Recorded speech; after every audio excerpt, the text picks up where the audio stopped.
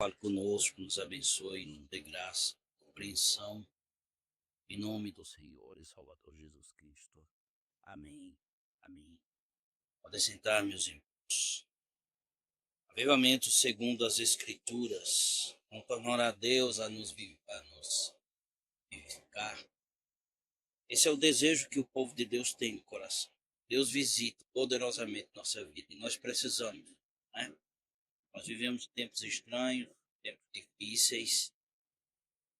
Embora a igreja, meus irmãos, que crê nas Escrituras esteja muitas vezes polarizada com assuntos corriqueiros, né? Poucos. Assuntos como política, liturgia, divide muito a igreja. Política divide muito a igreja. Questões litúrgicas, vestimentas. A igreja muitas vezes deixa de observar a poderosa verdade do Senhor, as Escrituras, a palavra de Deus, que é o centro de nossa fé, as Escrituras. Nós negligenciamos tudo isso. O lugar do evangelicalismo contemporâneo muitas vezes é de reação exagerada, cheia de entusiasmo, e muitas vezes equivocada. Por exemplo, alguns cristãos tradicionais, fervorosos, ou até mesmo mais tradicionais, mais ainda, parecem temer um cristianismo experiencial, que tenha experiências. Entendem, meus irmãos, que a igreja está hoje inundada em busca de experiências. A maioria está. Por exemplo, meus irmãos, de certa forma, melhor dizendo, nós devemos nos preocupar sim com isso.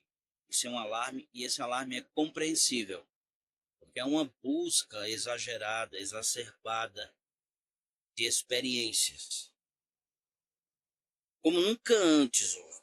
Então, nosso mundo está saturado de experiências consideradas de qualquer modo meras sensações, porque nós precisamos sentir. E muitas vezes a verdade deixa de ser falada, pregada, anunciada, porque nós precisamos sentir. Sem dizer que vivemos em uma cultura de entretenimento, arrastando-nos de uma emoção a outra, cada uma prometendo ser superior à que foi anterior.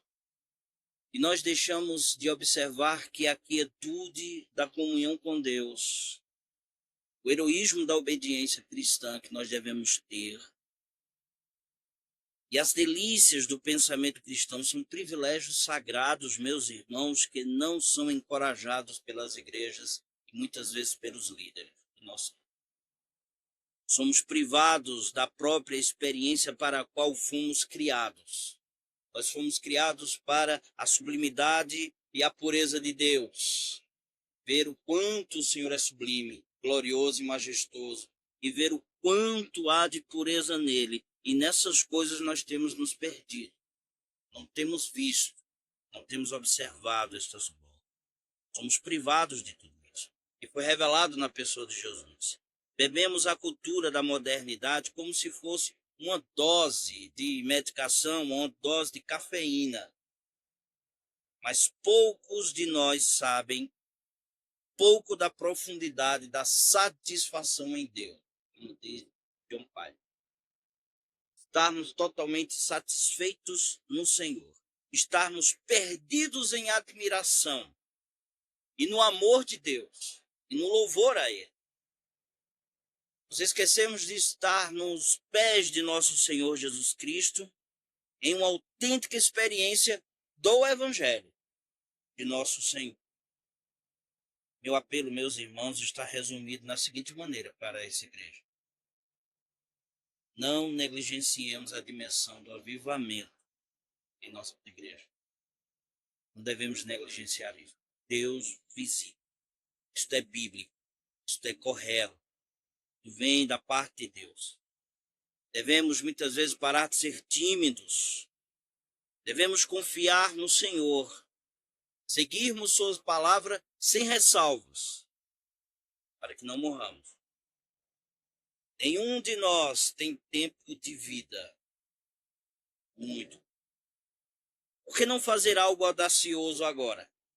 Suplicar fervorosamente pelo Senhor.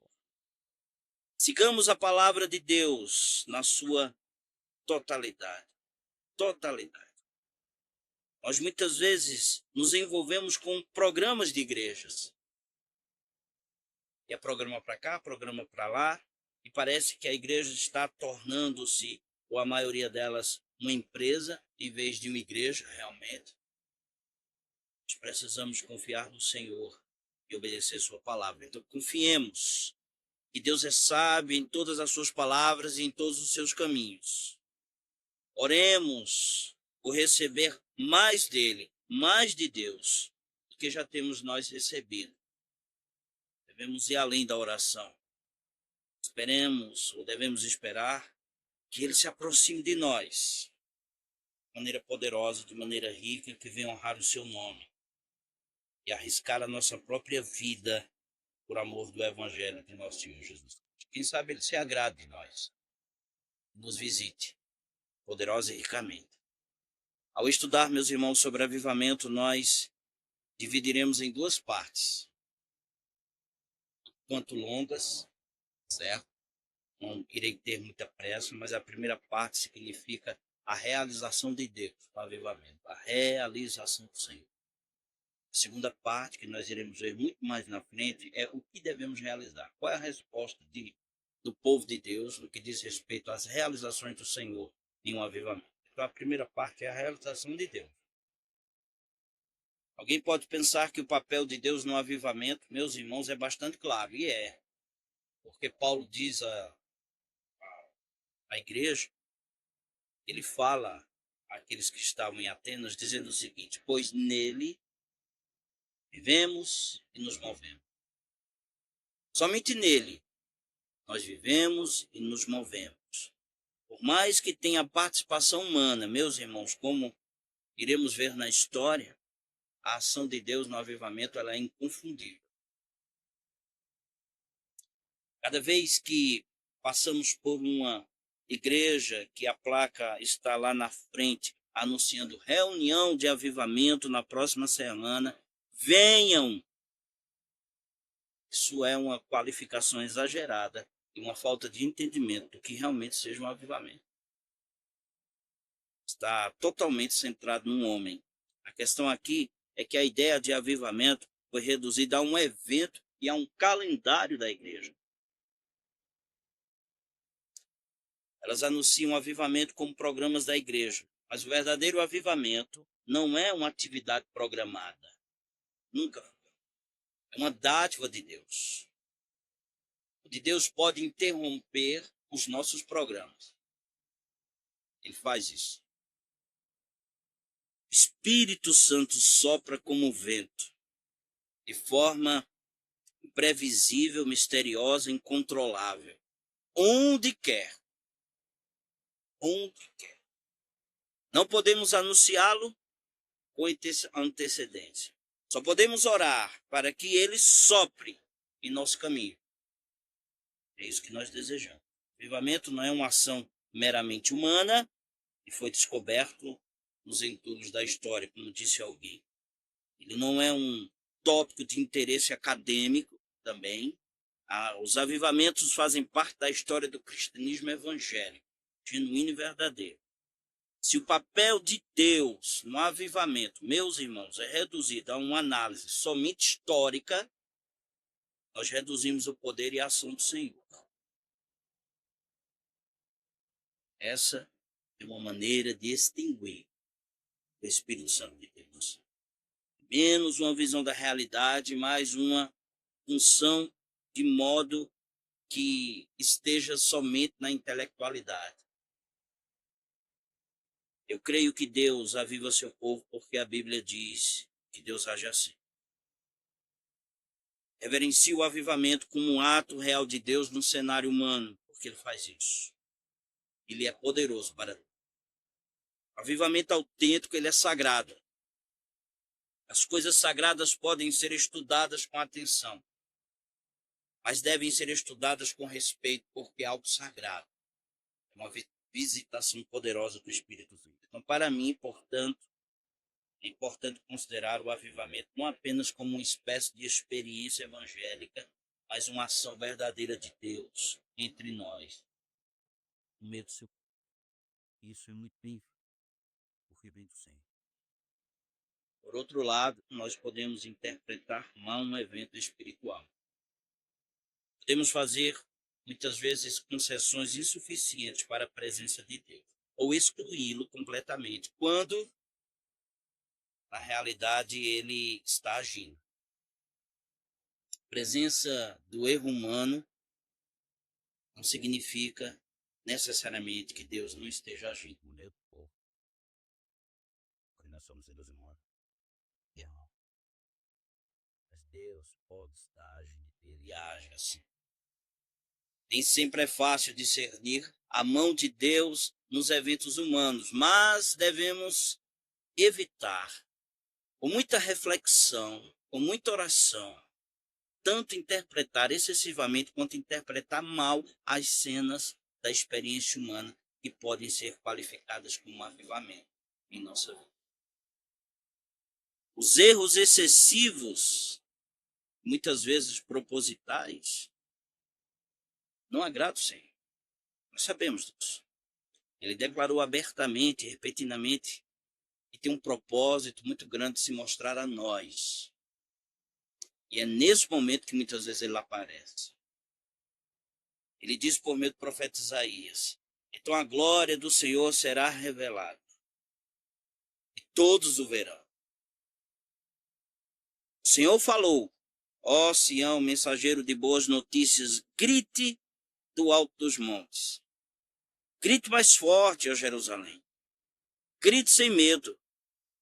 Diga às cidades de Judá: seu Deus está chegando. É isso que desejamos. Isaías também diz: quando os pobres e necessitados procurarem água e não encontrarem, e tiverem a língua ressequida de sede, eu, o Senhor, o ouvirei.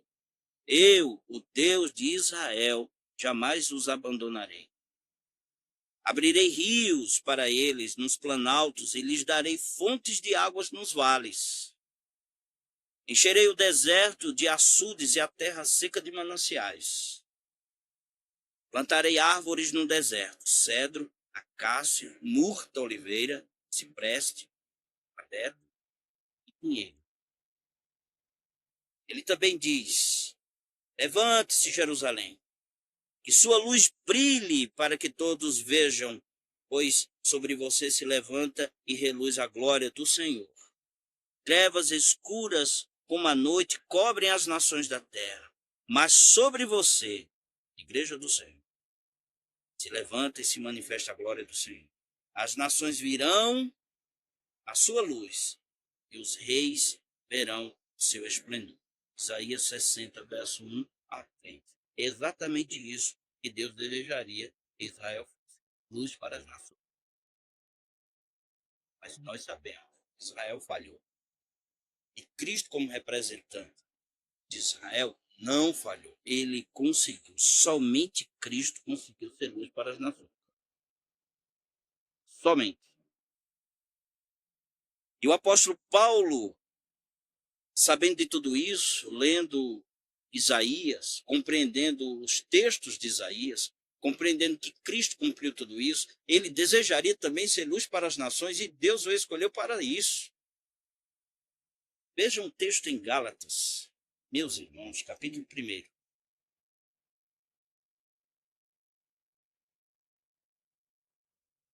Verso 15 e 16.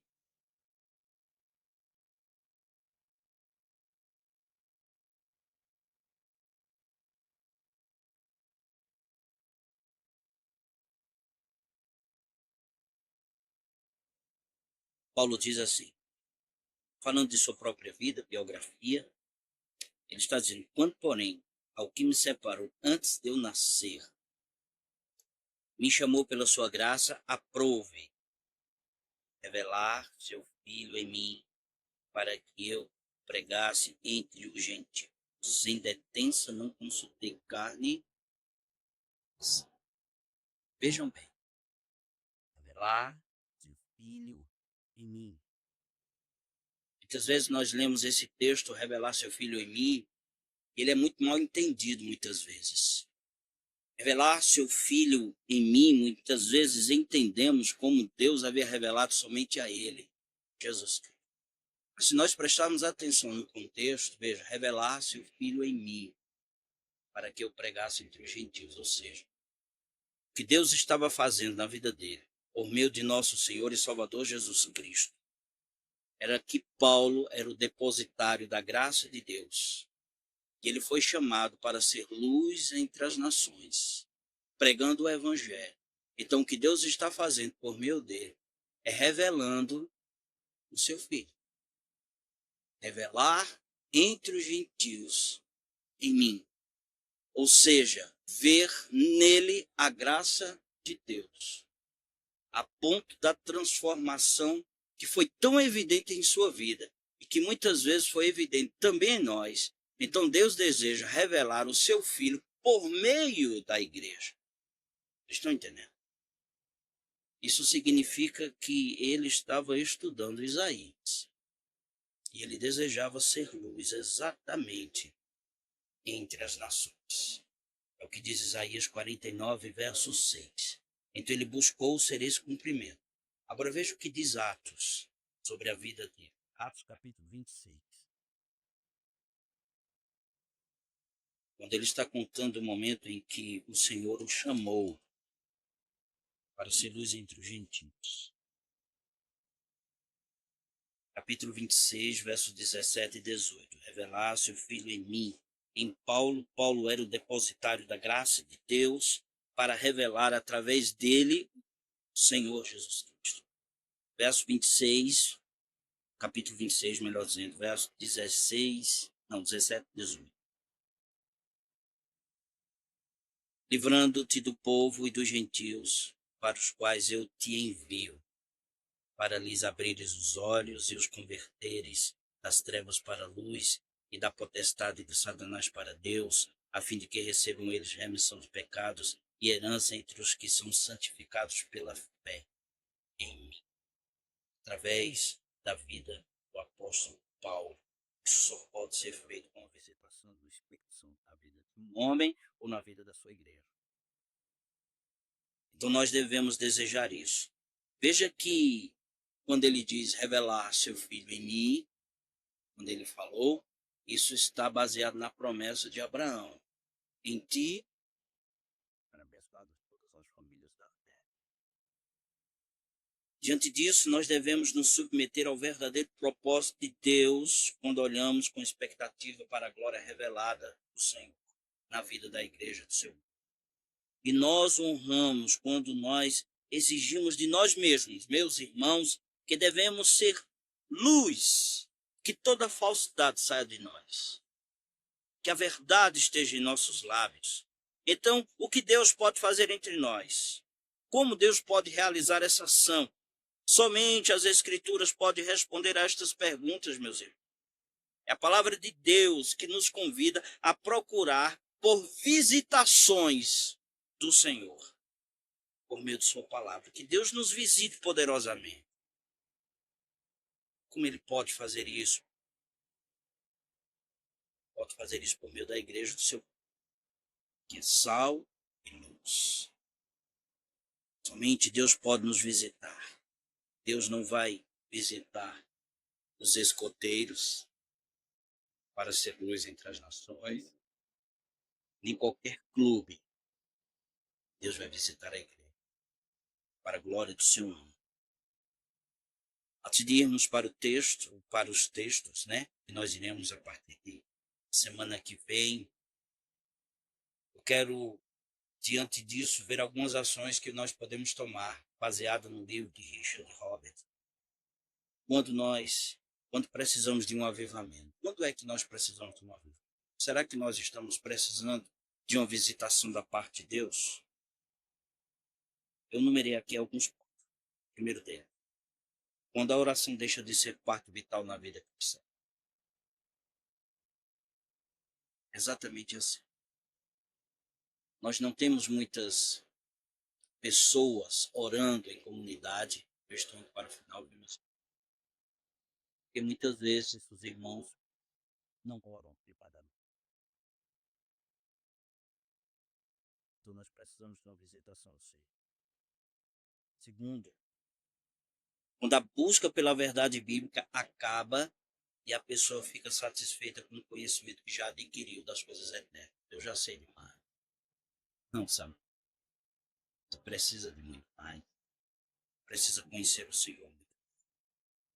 Terceiro, quando o conhecimento bíblico que se tem permanece como um fato externo e não é aplicado em nossa própria vida. Nós ouvimos, nós lemos, mas não há nenhum tipo de transformação, não há mudança. Nós precisamos de um avivamento. Quando precisamos de um avivamento? Quarto, quando as reflexões genuínas sobre as verdades eternas deixam de ocorrer de maneira regular e não mais nos emociona. Não é aquela emoção desgovernada ou forçada, mas é aquele coração aquecido. Nós precisamos de uma visitação. Quinto, quando as atividades e os encontros da igreja não geram mais prazer em nós, nós precisamos de uma visitação. Quando precisamos? Se os esportes, as recreações e o entretenimento são grande parte de sua vida. Essas coisas não estão proibidas, mas elas dominam muitas vezes a vida de alguém, a vida da igreja, a vida de cada indivíduo da igreja. Então nós precisamos de uma visitação do Senhor. Nós precisamos de uma visitação do Senhor quando pecados do corpo, da mente, são praticados sem nenhuma perturbação de consciência. Nós já estamos acostumados. Mas vamos que Deus vai sentir. Oitavo, quando o desejo de ser santo como Jesus Cristo deixa de ser prioridade nisso. Será que nós temos o desejo de buscar ser como o Senhor? Outro ponto, quando a aquisição de dinheiros e bens se torna parte dominante do seu pensamento. Nós precisamos de uma vitória. Em décimo, nós precisamos de um avivamento quando começa a assistir filmes e programas que sejam moralmente condenáveis. Nós precisamos que Deus nos visite. 11º, quando se incomoda com a falta, quando não se incomoda com a falta do poder espiritual do Senhor. De vencer muitas vezes barreira do seu próprio coração. Não desejo mais ser cheio do Espírito Santo. Quando eu digo isso, eu preciso de uma visitação. Em último lugar, quando a proclamação do Evangelho deixa de ser também prioridade da nossa vida, nós precisamos de uma visitação do Espírito. Precisamos esclarecer que algum irmão possa ter isso e outros possam não ter. O que eu quero dizer é que a igreja precisa abster-se dessas coisas, para que Deus venha nos visitar poderosamente.